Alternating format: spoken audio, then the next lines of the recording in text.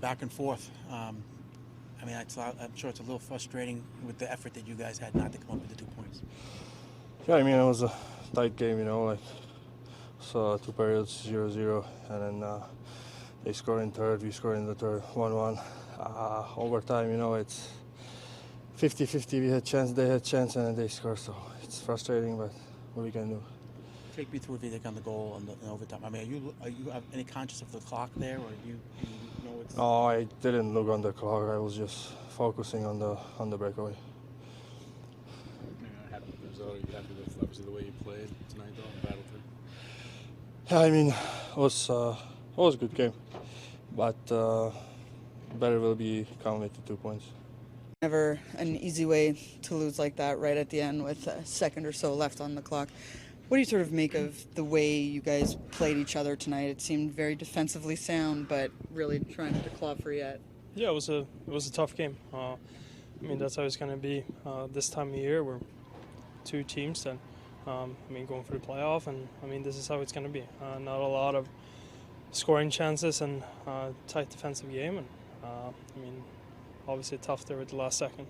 Did it feel like one of the more tightly defensive games you guys have played in a while? I think lately we've been playing some really, really good teams and some defensive good teams where there's not a lot of space, and I think we actually handled that pretty well. Didn't give them too much, they didn't give us too much, and I think there was times, especially in the second and third period, where we started rolling and started to get some momentum and some unlucky balances on a couple of chances for us there, especially in OT. I think Jack hit the post or something like that, but just a tough how the game ended. Is that a huge area of growth for you guys in terms of sticking with it, even though it can be, I imagine, extremely frustrating when a goaltender is making those saves against you guys like that? Yeah, of course. I think both teams' goaltenders were playing key roles in the game. And, you just got to continue working. I mean, none of the games are going to be easy this time of year, and it's a good test for us. And we just got to keep working on it and get better each day. On the positive, to see Timo get that third period goal, he's been doing that lately. That had to give you a lot of lift there. Yeah, it was huge. This is the time of year, and especially in the playoff, where guys like that lift. And for him, he's been playing really well. And I think we as a group are starting to come together a little more with the chemistry and stuff, and starting finding each other a little more. And he did a great effort on the goal there and got us back in the game. So is this a game or loss where you can learn from it? You look at it, you take it for what it is? You can always learn from every loss. I mean, it just depends. I say either way, you can dig yourself in a hole, or you can learn something from it and come back stronger the next day. When you're talking about developing that chemistry, obviously on the power play, it looks like you guys are starting to be a little more comfortable with Timo, just sort of knowing where everybody is. Are you starting to feel that come together a little bit more? Yeah, I mean, we still just got to find that last low percentage in the power play. I mean, we're making some good plays. We're there, but at the same time, we're kind of the 1% off a little bit, and it's just something that we got to continue working on and be a little sharper when the situation comes up. On the positive side, just the performance of Vitek. Vitek was good. Like you said, both goalies were good. Both goalies, I thought offensively we left some really key plays out there. I look at the 3-on-1 in regulation. I look at the 3-on-1 in overtime. That we got to generate a better opportunity. Started the third period that somehow I haven't looked at it yet, but cross ice pass to Nico from Bratt. So there was some great opportunities around, but the part I like is they got a goal. We stayed with it and tied it up. So you take the point and you got to move on. We've played some teams that have really been going well, and we've played some hard hockey, and it's been good hockey for our team. And just your thoughts on OT and just the goal there, right before the buzzer. Well, you're talking about Timo's goal? No, the overtime goal, right? Oh, well, I mean, you trade a chance for a chance. I mean, you go down and get a chance, and if you miss the net, I mean, lots of different things. If you get a good chance and you're 2-on-1, they're going 2-on-1 the other way if they get the right bounce. That's what overtime's all about. We gave up probably more chances than we have, but we hit a post going their way, and they go the other way and score. Have you seen an area of growth in your team hanging around in very tight defensive games where there's not much offense?